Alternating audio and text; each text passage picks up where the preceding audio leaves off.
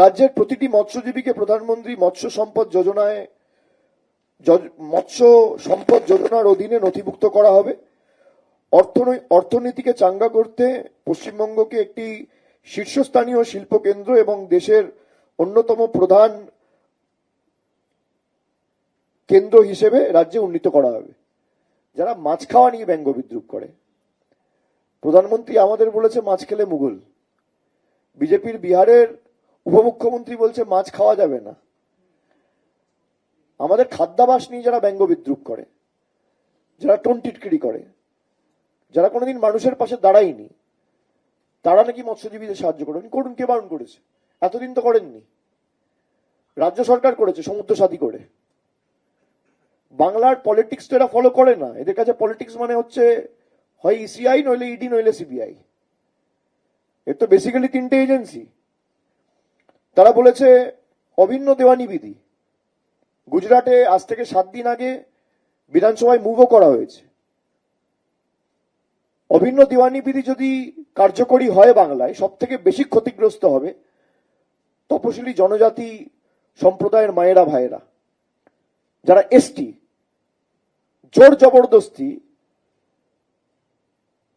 ধর্ম বা খাদ্যাভ্যাস কারোর উপর চাপিয়ে দেওয়া, এই রাজনীতি বিজেপি বাংলায় রফতানি করে এই পরিবর্তন বাংলায় আনতে চায়। এই কারণে তারা বলছে পাল্টানো দরকার। তারা বাংলার মানুষের জীবনে কোনো ইতিবাচক পরিবর্তন আনতে চায় না। যদি বাংলার মানুষের জীবনে সত্যি ইতিবাচক কোনো পরিবর্তন বিজেপি আনতে চাইতো, তাহলে বাংলার 2 লক্ষ কোটি টাকা আজকে বকেয়া পাওনা থাকতো না। আমি তো চ্যালেঞ্জ করছি, বিজেপির কোন নেতা যদি তৈরি থাকে, মঞ্চ বাঁধুন, জায়গা বাঁধুন।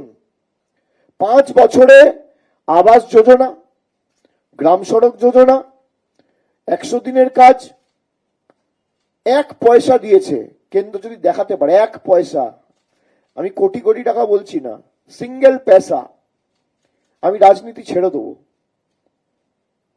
1 পয়সা, 5 বছরে যদি 1 পয়সার হিসাব দেখাতে পারে, শ্বেতপত্র প্রকাশ করুক বিজেপির ক্ষমতা থাকলে। তারা বলেছে পুরনো চা বাগানগুলিতে আমরা নজর দিয়ে দার্জিলিং চা কে বিশ্বজনীন করে বিশ্বজনীন ব্র্যান্ডিং এবং তার সাথে পাট শিল্পের আধুনিকরণ করা। আসামে আপনারা 1 দশক ধরে ক্ষমতায়, কটা চা বাগান খুলেছে আসামে? 2021-এর নির্বাচনের আগে নির্মলা সীতারামন দেশের অর্থমন্ত্রী এসে বলেছিল 1000 কোটি টাকা স্পেশাল প্যাকেজ বাংলার চা বাগানের জন্য দেওয়া হবে। 2016 সালে 19 সালে প্রধানমন্ত্রী বলেছিলেন, 1 পয়সা দিয়েছেন বাংলাকে? আমরা যখন ক্ষমতায় আসি 2011 সালে, একটা চা শ্রমিকের দৈনিক মজুরি ছিল 67 টাকা।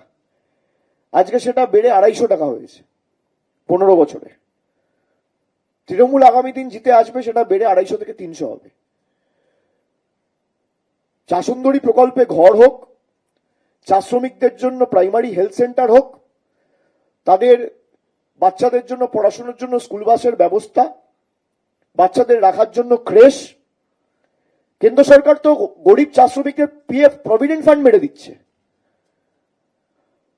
চা শ্রমিকদের ন্যায্য প্রভিডেন্ট ফান্ড যারা দেয় না, তারা চা শিল্পে দার্জিলিংটিকে বিশ্ববন্দিত করে। দার্জিলিংটি অলরেডি বিশ্বজনীন। অমিত শাহকে জিজ্ঞেস করবেন না দিল্লিতে বসে কি চা খান, ও বলবে দার্জিলিং চা খাই। বিজেপির যত নেতা আছে কি চা খান জিজ্ঞেস করবেন। যারা নিজেদেরকে দাবি করেছিল চাওয়ালা, চা বিক্রি করে প্রধানমন্ত্রী হয়েছেন, আমার চ্যালেঞ্জ, একটা চা বাগান খোলার ক্ষেত্রে যদি দেখাতে পারে বিজেপির কোন নেতা সদার্থক ভূমিকা নিয়েছে, যা শাস্তি দেবেন মাথা পেতে নেব। আসামে তো 1 দশক ক্ষমতায়, আপনি দেখান না একটা চা বাগান খুলেছে। এবিপি আনন্দ, এগিয়ে থাকে, এগিয়ে রাখে।